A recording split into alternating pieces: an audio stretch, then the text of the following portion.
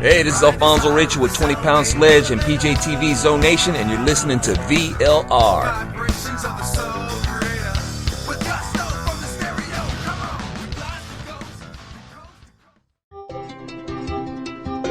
At Independent Journal Review, we publish news that is objective, fair, and entertaining.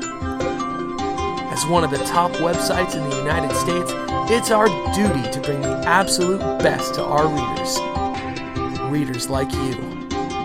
IJReview.com, your number one source for news and entertainment.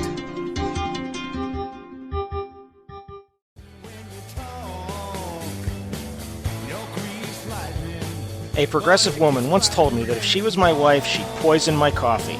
I told her if I was her husband, I'd drink it. This is Alan Bordius, host of Their Finest Hour, Monday nights here on Vigilant Liberty Radio.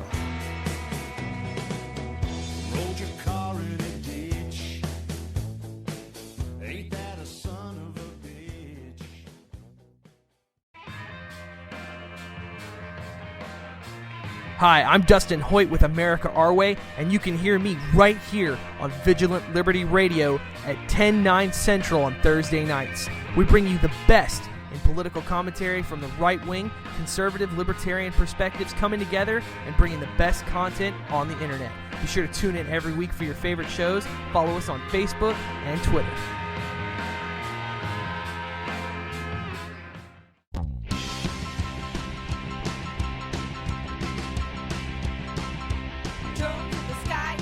Hi, this is Missy Bordius. Join me as I share my womanly bits on the Conservative Feminist Show, 11 p.m. on Fridays, here on Vigilant Liberty Radio.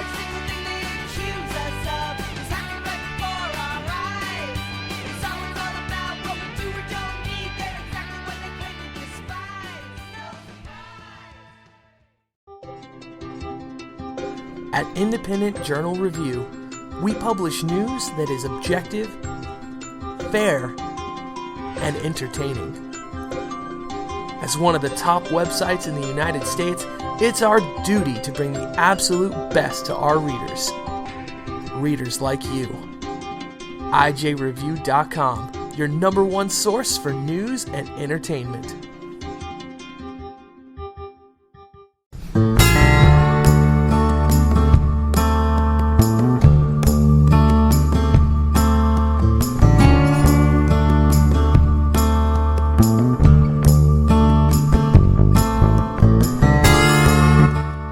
Well, this is one of the saddest hours of my week, and that's because it is the final hour of the week's Right Mics with Mike Miller and Michael Hausum. So as we go into this good night, you've got another 60 minutes for the two of us here.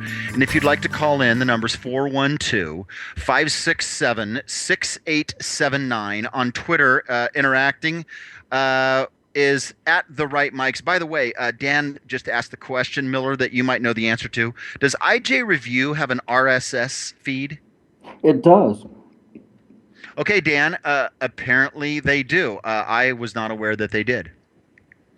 I don't know. Hey, by the way, Hausum, so I blew the outro because I was talking, I was rushing like crazy about the military pension thing, thinking that it was A, the end of the second hour, and B, that we would be on tomorrow. And then you just said in the intro the welcome to the last 60 minutes or something to that effect of the show, when in reality we have a half hour. So this has to shock all of our fans, both of our fans, because you and I, within a 4 or 5 minute span, just proved that we are human and not perfect as many believe.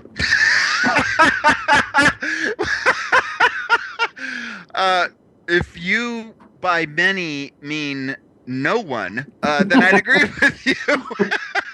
All right, so I could have said as two people believe, and of course those two people would have been Miller and Hausum. That's right. That is a very good point, Miller. Yeah. Oh my gosh. Well, you know what? Speaking of that, then, in terms of forgetfulness and not being aware of what's going on. You see where I'm going with this. Don't know, folks, if you've heard about this, but if you live in the Seattle area, there's a new company called American Green that has just introduced the first ever of its kind age-verifying, climate-controlled, self-service vending machine. It's making its debut next Tuesday at Seattle Caregivers.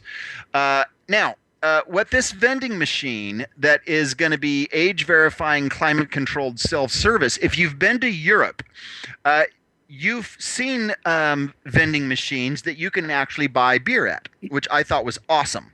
Oh, I have one in my house because I do not give out free beer. So yeah, I know that's awesome. Okay, so if I come over to your house and you're like, "Hey, grab a beer, how's them?" I got to throw in some money into the vending machine. Well, not you, because you're my BFF. So I would give you the key and you could have free beer. But yeah. Well, okay, that's good. So if there's if I didn't give you enough clues with it being in Seattle, the company is American Green, and the establishment is Seattle Caregivers. Marijuana flowers, edibles, and other related merchandise will be dispensed from a machine after a customer verifies age and identity via ID scanner. So yeah, literally, you can now buy pot from a vending machine in Seattle as of Tuesday. It doesn't get any more awesome than that. You know what, man? It's funny. My daughter spent most of the summer up in Seattle, and she's been back up there a couple of times this fall. And she just remarked that her boyfriend lives right downtown in the city. Killer apartment with the view of the bay and the Needle and everything else. She said that walking around Seattle, it's like being at a urban Jimmy Buffett concert everywhere you go. See, and she's exactly right. I mean, and by the way, I have, shall I call it an ex-brother and sister-in-law? They sister and brother-in-law of my late wife, but they live out there as well, and they fit right in. But to your daughter's point, at some point, they could just wall off Seattle and charge admission, kind of like a Disneyland thing, but it'd be like a Seattle land thing. Because, I mean, not to diss California, I'm sorry, San Francisco, if any of you San Franciscans are listening, but I think Seattle even beats your ass when it comes to this kind of nonsense. No income tax in the state of Washington, brother. Exactly. So, Seattle's cool, dude. I mean, it's very, very cool. Dude, I'm not saying I wouldn't like to hang out there, but I wouldn't like to. Okay, so Jessica says she thinks that's more Portland, Oregon. That might be true as well. My current wife's daughter went to school in Oregon. But okay, so either one of those states. But no, dude, I'd love to visit that place. I'd love to visit Portland. I'd love to visit San Francisco. Never been to any of the three of them. I just wouldn't want to live there. Well, I've been to Portland, and it is fantastic. I am merely relaying third-party experience via my number one kiddo as far as Seattle goes. Right. And I've been to San Francisco a bunch, and that is absolutely one of my very favorite places. I mean, San Francisco. It's gorgeous. It's gorgeous. I don't know about the culture, but just everything about it.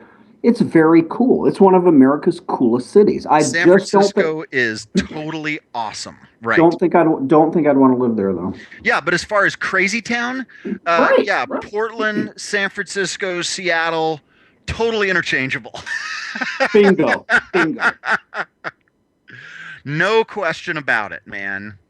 Yeah. People's Republic of fill in the blank. Oh my gosh. Man. Plus, I mean, in all three of those cities, can't you just like walk down the street naked? You know what? I don't know. I know you can in at least one of them, and I want to say that's San Francisco, but I believe that's true. Well, I know San Francisco, yes. Yeah. And the thing of it is, I don't know about Seattle and Florida. It's just too damn cold. I mean, then that's like, your choice. And if you want to, I shouldn't go there. Wellness Co-op is clothing optional, by the way. Okay, that's the funniest thing you said today. I don't know. I'm gonna tweet to them something about that. So anyway, back to that machine, dude. I mean, I think that is very cool. So I'm going back to my pot smoking college days. And yes, you people, I did smoke pot in college. I was a liberal. I thought I was, at least. Argued against the Vietnam War and everything with my Marine dad. And, then I grew up and started making money and realized the error in my ways. But I think that's great, right? A pot vending machine. Oh man, that's just so funny. I mean, I suppose. I mean, just like in Colorado, right? It's legal for recreational use. Right. Now there are obviously restrictions. I mean, are there places in the United States that you can buy beer from a vending machine, or is that controlled? I would think not. I'd be surprised if there are. No, I don't think so. Because I wasn't kidding. In Europe, you can do that. I mean, you can buy beer from a vending machine. The closest, this is not close, but I don't know why this popped in my mind. But in Ohio, our neighbor to the east, there are drive-through liquor stores. So you can be in your car. Do you have that in California? You can be in your car, you just drive through and order whatever liquor you want, ask for whatever liquor you want, and they just hand it to you and you just keep driving. No, but I noticed that when we went to Kentucky to adopt my son Jack, it'll be 15 years this coming May. Campbellsville, the town in Kentucky that we were in, was dry, and on every single road out of town there were cinder block stores right on the county line, with all of them having drive-throughs. Wow. Yeah. Well, I mean, the distinction between getting out of your car and walking into a Circle K or a 7-Eleven or a liquor store or a grocery store, and staying in your car, doing the exchange and having them hand that to you. I mean, frankly, I think not having some sort of law or restriction from buying alcohol through a drive-through window is absurd. No, I get that, but I'm just thinking, particularly growing up in Indiana. I have lived in a couple other states as well, but I mean, particularly being a Hoosier. Dan says you can't buy beer from a vending machine in a public place. Right. So is that a national? I mean, that can't be a national law. No, it could be 50 state laws. I don't think you can do that. But anyway, we have relatively draconian liquor laws in Indiana. Like you can't buy liquor on Sunday in Indiana. Liquor stores are closed. You can't buy any wine or beer or liquor from a grocery store. Can't happen. There are exceptions. Oh yeah, there are exceptions. Okay, like if you're a microbrewery who brews less than blah blah blah blah blah, or if you're an in-state winery that bottles less than blah blah blah blah numbers, then you can. So that's my context. But at these drive-through liquor stores, you can also just buy like a 16-ounce can, or whatever the biggest can is, bottle of malt liquor or whatever, and just continue down the road. I guess just growing up here, the first time I saw those, I thought, wow. Wow. Yeah, I think all of those. I mean, California has certain restrictions. I think that after like 1 or 1:30 or 2 o'clock in the morning, you can't buy alcohol. I don't believe there are any dry counties. I don't believe there are any counties that you can't buy booze on a Sunday. Maybe the deal for this vending machine, it's not that it's sitting in a park or across the street from an elementary school. It's actually inside the establishment. Mm-hmm. I mean, the picture of this thing, that's what it looks like, right?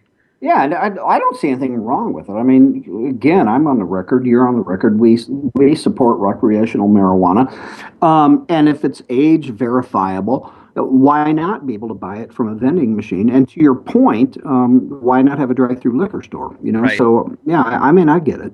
Yeah. Okay. Yeah.